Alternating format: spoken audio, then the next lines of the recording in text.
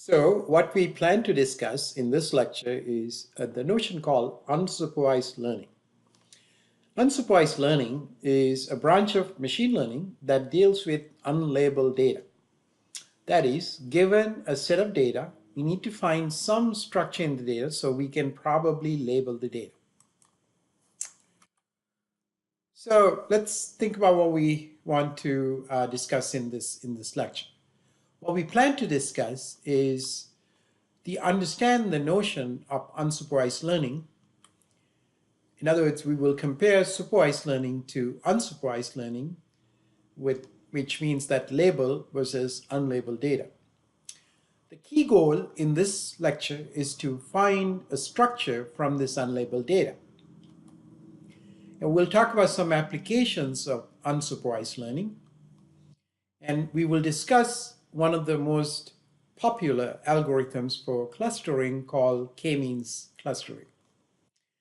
As a bonus part, we will also discuss the principal component analysis in the context of unsupervised learning.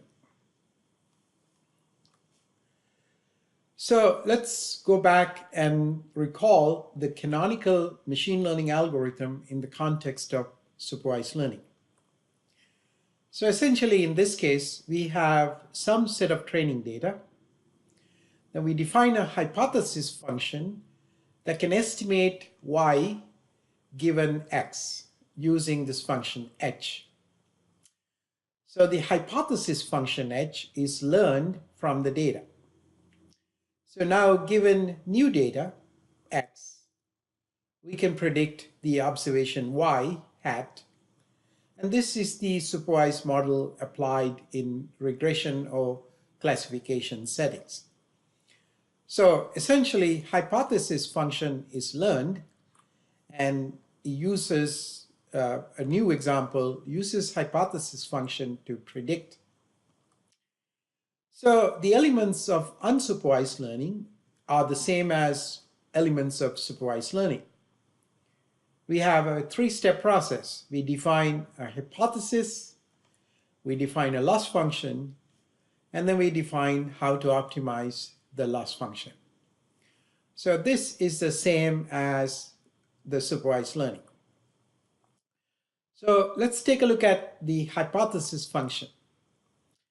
Our input data come from Rn, n-dimensional data. So a hypothesis function is a mapping from Rn to Rn. So in the case of this unsupervised learning, the hypothesis function in fact returns an output in Rn in the same space. The goal of the hypothesis function is to reconstruct the input or provide a way to summarize the data.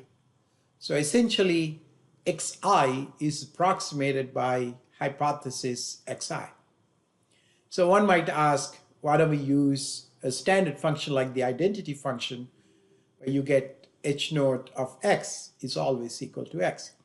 That's not the goal. We don't want to have too many hypothesis functions. We want to have a simple one, but it just approximates the data as opposed to find the exact data. So the idea is to effectively recover some amount of structure in the data in order to approximate the input well. So hopefully the algorithm will find some structure within the data, for example, some clusters. So as in the general canonical model of machine learning, we can ask, what is the loss function? Loss is essentially the difference between hypothesis and the input x. And loss function is essentially a mapping from Rn and Rn, because you have the hypothesis is one input to this left-hand side, and the actual is another input to this left-hand side. So it's a cross product, part of the cross product, and gives us a number. So that is the loss. That usually is a positive or negative number. We can take the absolute value. So in this case, it is a little different, as we do not really try to estimate the value for new data, but try to find some structure within the unlabeled data. A definition of the loss function could be something like this. We take the 2 norm, the square uh, of the difference. That's the sum of the squares, and you square that. So this is our 2 norm, or L2 norm, for the loss function. The third step in canonical machine learning is the optimization. The optimization goal is the same as before. We just minimize the average loss over all the training data. So essentially this quantity here, we take loss at each point. We have m points, and we take the average loss. We find the minimum theta, whatever that theta is. We will define that shortly. Now, the one important observation is that the hypothesis function could involve some discrete terms, and therefore it may not be differentiable as in the square function we used before. So let's take a look at this plot on the left. This data is unlabeled, and all are shown in blue points. And clearly, by just looking at them, there seems to be 2 categories this data belongs to. But one might disagree and say there could be 6 categories or 10 categories that they might see. So the idea of how many categories are in this data depends on who looks at it and how they interpret that. So since we do not know how to classify this data into clusters, also to think how many clusters is the right number, right now we have no clue about the structure of this data. So also keep in mind that we cannot always plot the data. We have data in n dimensions, and we are not able to plot those things. So we have to determine the structure from some abstract thinking or abstract mathematics. So let's assume that we think there may be 2 clusters, and we find some center to represent each of the clusters. So for example, here we might say that is one of the centers, and here's another center. So the question is, how do we come up with these centers given the data? And what is the computational process that we need to go through to make sure that we've got the best centers we can get? So let's define k-means algorithm formally. So in our k-means, our hypothesis function theta are indeed the centers of the clusters. For example, we might think of, we don't have theta 0, theta 1, and so on. We might think of theta as the centers that they are representatives of each of the clusters. Now, all the centers are also in the n-dimensional as in the input data. So in fact, you might notice that this hypothesis function that we define is to find the shortest mu from one. So given x, which one of these centers is the closest to that x? And that's our hypothesis for predicting x. So we take the center that's closest to this x as the predictor. So the loss function is what we get from here minus the x, the square loss function. Or more informally, you can just say that we're going to take the minimum of these. We can replace that by minimum. So the optimization problem is to take all the minimums over all the data points and minimize this average sum. So our goal, as before, is to define the hypothesis function, the loss function, and the optimization problem. So visually, the error might look like this. Let's suppose that we have a bunch of data points here and here. So we might choose 2 random points. And now if you take the loss from this cluster would be, if you assume that all these points are belonging to this cluster with the center, we take the distance between the point and the cluster, the actual points and the cluster center. We take the Euclidean distance, and then we find we minimize that. So obviously, if the data points are in n-dimensional space, so you're actually working with n-dimensional data points here. So we're taking the Euclidean distance. So here's the formal algorithm. The formal algorithm says that given a data set xi, m data sets, choose some mean to be a random, one of those random things. So you choose k, suppose you decide that you need k clusters, you choose k centers. And then we compute for each of the points, we compute the cluster that points belong to.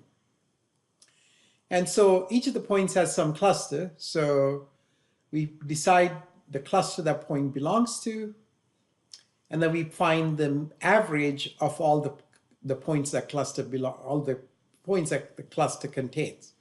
So for example, if you say the point 2 and point 5 and point 6 were closest to cluster 1, so we would take the average of those 3 points as the cluster, new cluster mean. In other words, we will try to centralize the point around the mean. Now we might ask the question, what is the asymptotic complexity of this algorithm of finding k-means algorithm? The analysis requires some estimation of the number of iterations or what it means to converge. So it is also a function of convergence steps. We don't know when the convergence will be reached. We might say when the loss is not getting smaller, we might stop doing the iterations.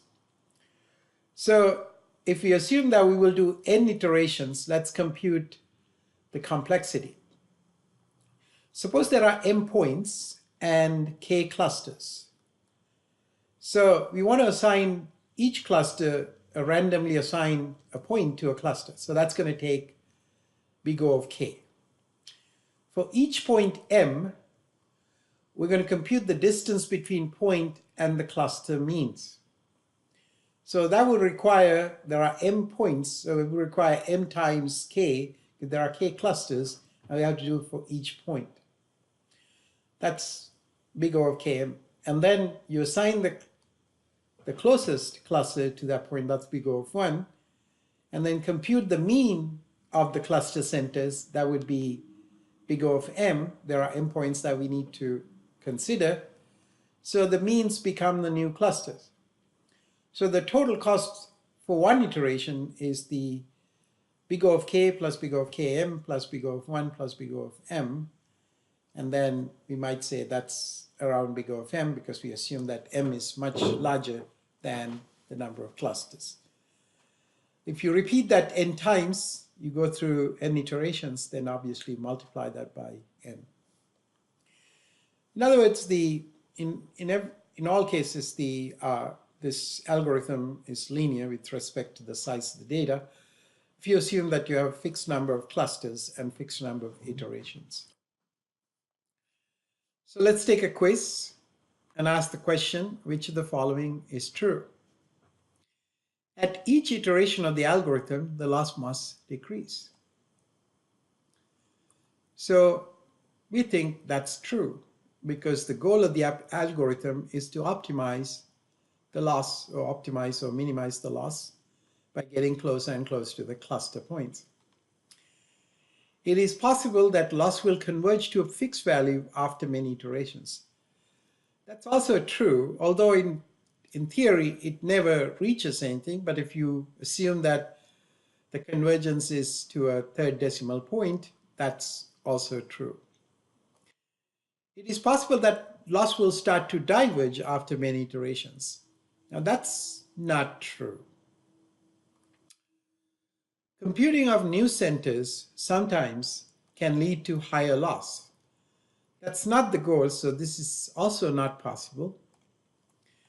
Computing of new centers always lead to lower loss, and that's true. So there are three things that are correct in this question.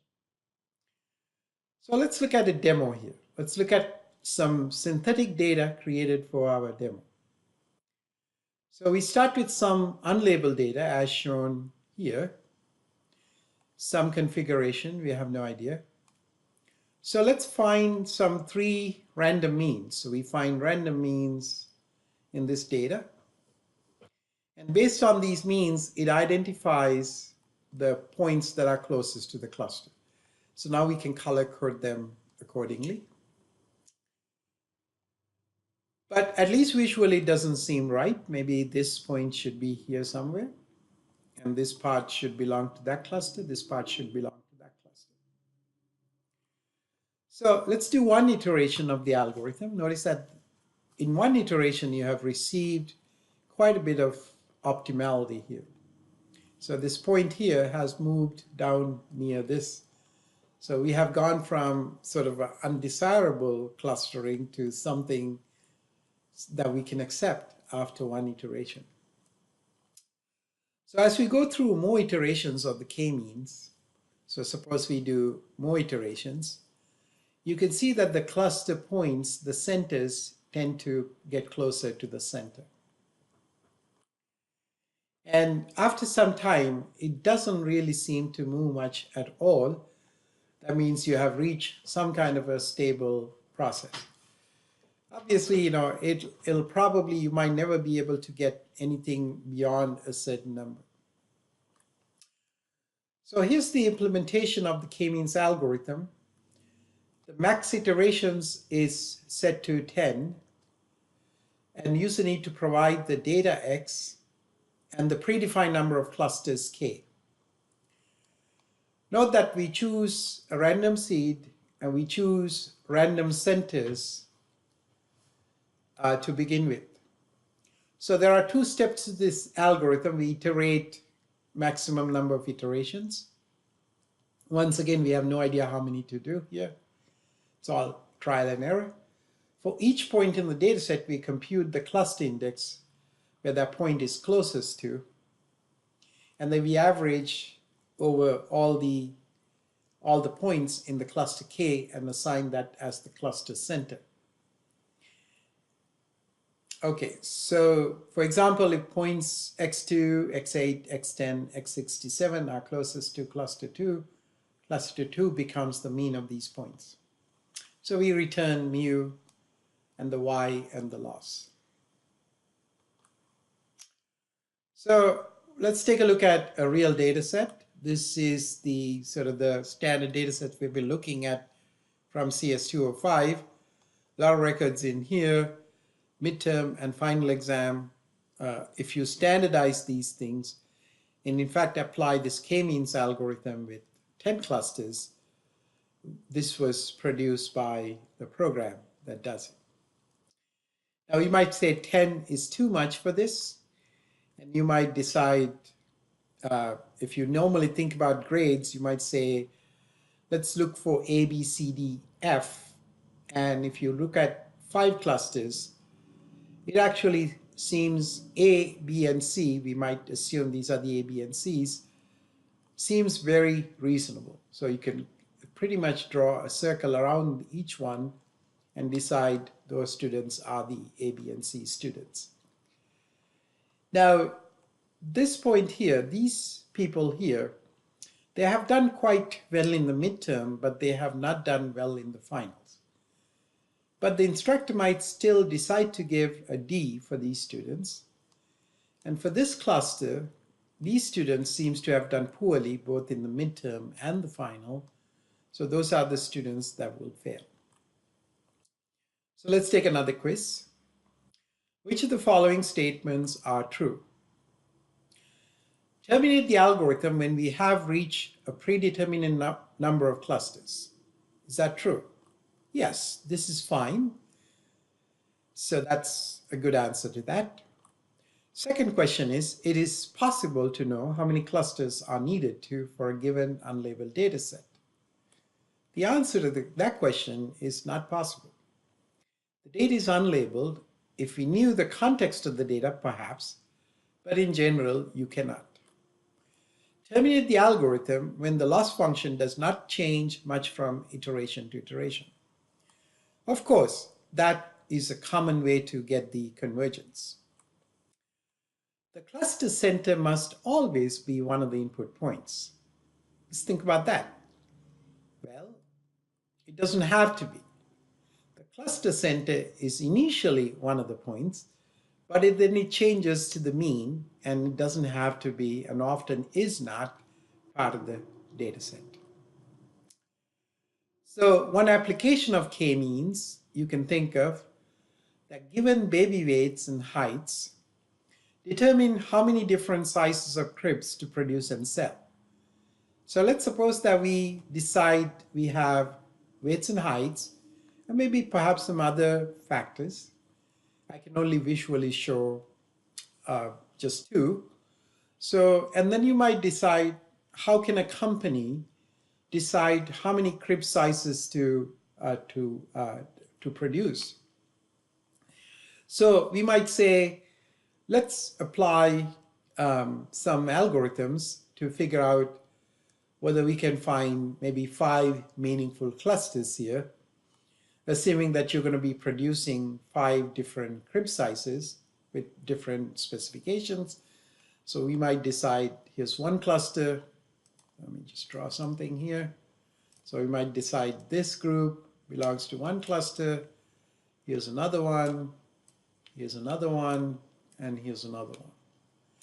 Now they might all have some characteristics that you want to take into effect. So for example, you can find the mean of this cluster, mean of this cluster, mean of this cluster, and mean of this cluster, and decide that the specification for this crib type would be based on this mean specifications and so on.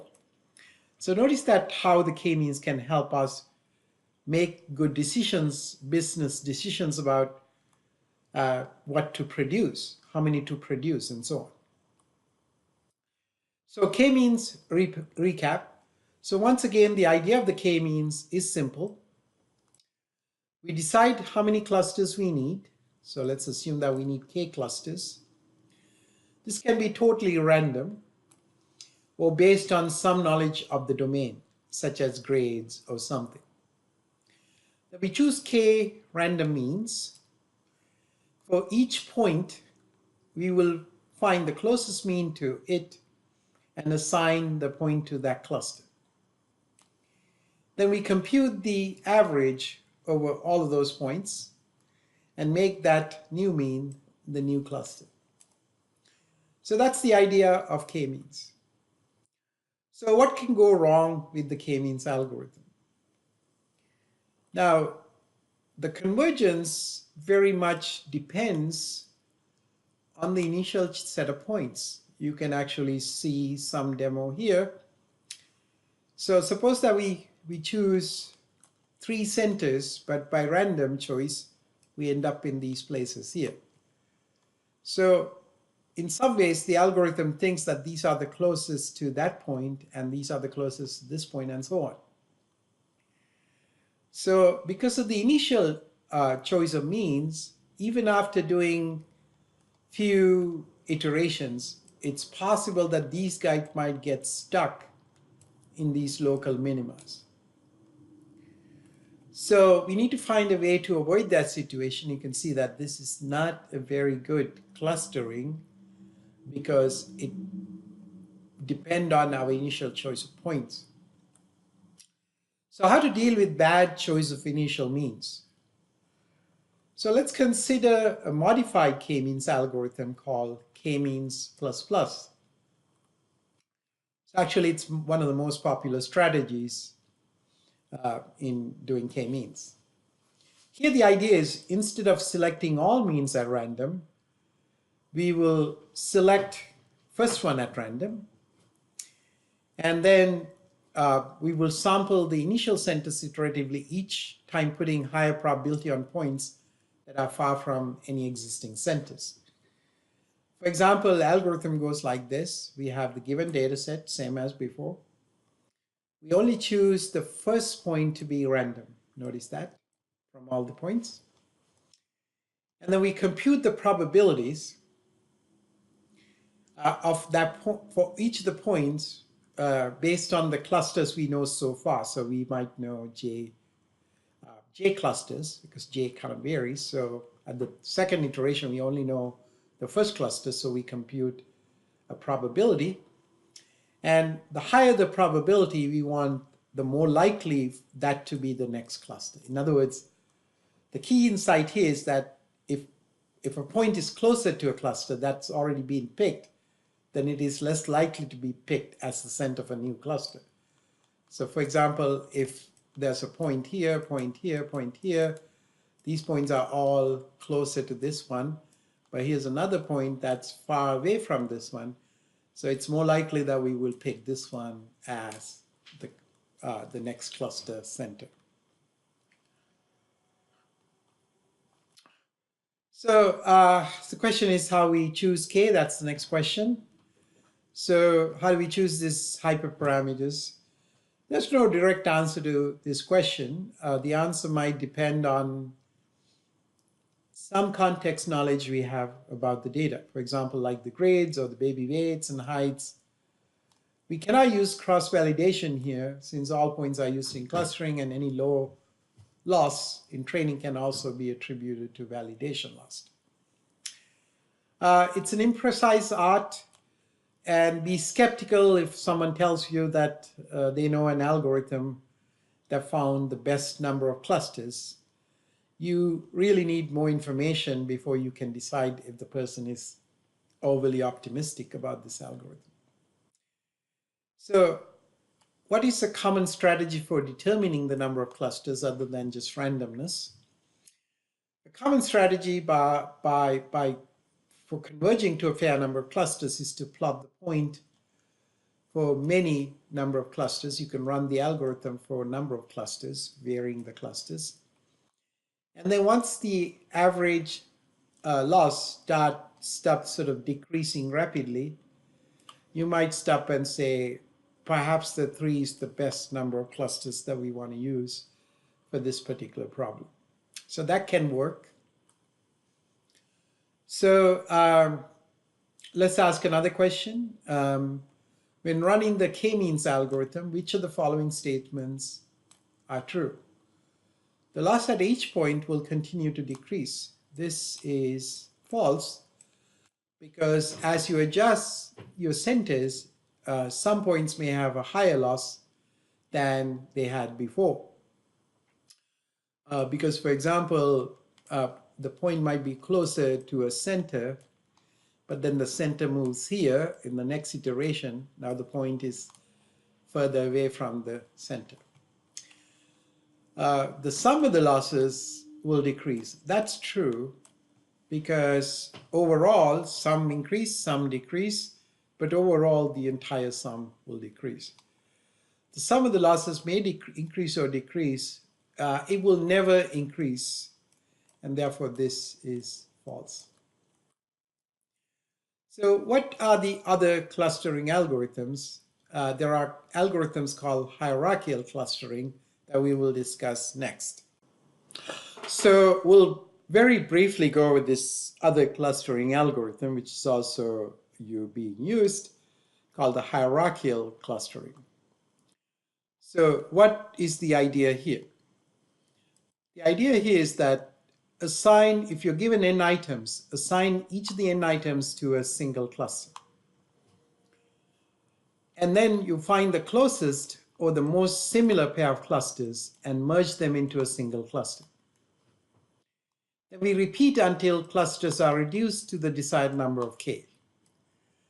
So you might think of something like this. Suppose you have a bunch of points,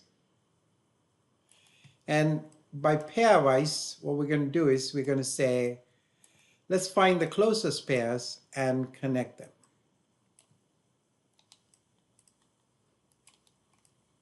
All right, so let's do it like this. And then now we have gone from 8 points or 8 clusters to 4 clusters. Now we can find the cluster distance between any two clusters. So there are 4 clusters here. We can find the cluster distance between any two clusters. And then we can merge, for example, if you decide that these two are close, and we could merge them into a single cluster. So now we have merge them into a single cluster here. And we could continue. Now we have 3 clusters. So we might decide 3 clusters is enough. We should stop this, or you can continue to go. And if you keep doing this, obviously you will end up with 1 cluster that has no real meaning.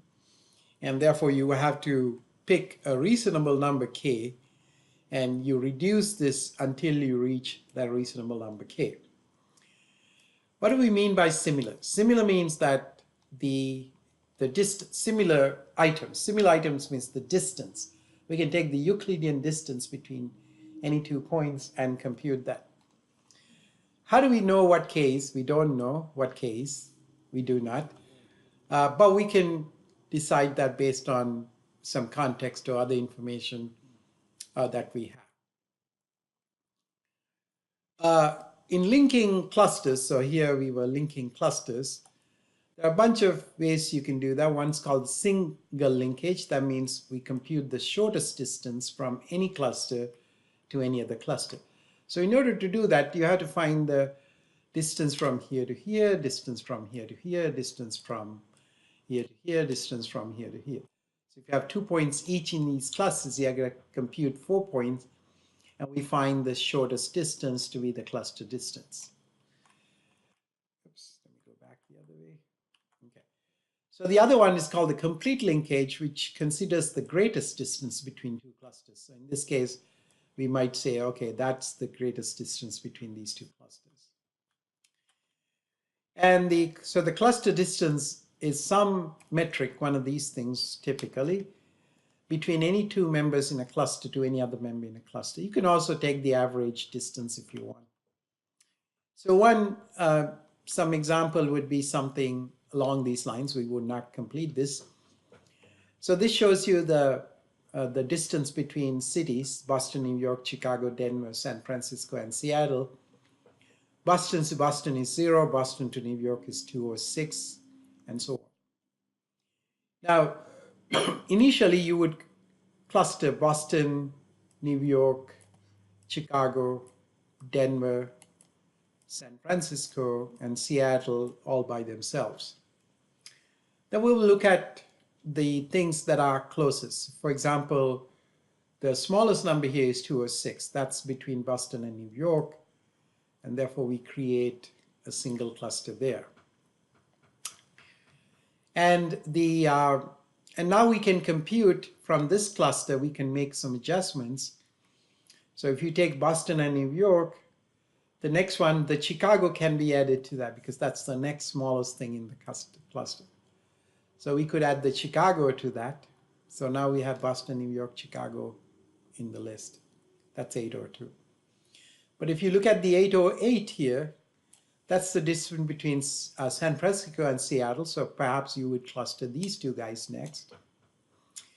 And then we look at 966, that's the Denver to any of these cities here. So we would put the Denver into that group. So basically, if you continue that, you will notice that with the single linkage idea, you might get 2 clusters, Boston, New York, and so on. With a complete linkage, with the maximum distance, you might find something different. So this concludes the unsupervised learning short lecture.